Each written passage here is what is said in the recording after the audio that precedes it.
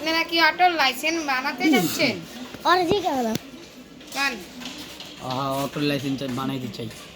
কিভাবে বানাবেন? এটা কি সরকারে দিছে? নাই নাই, তাহলে নিজের টেজে বানাইতে হবে।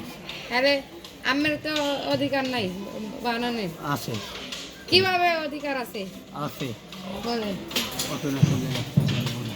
কি আর লেগা কবি জি তুই কবি অটো না চলে তাহলে প্রাইভেটে চলবো না কা অটো যদি না চলে প্রাইভেটে চলবো না। এবার তুই যাবি পুরা গ্যারেজ করে। আছে আপনি কি পুরা গ্যারেজের মালিক?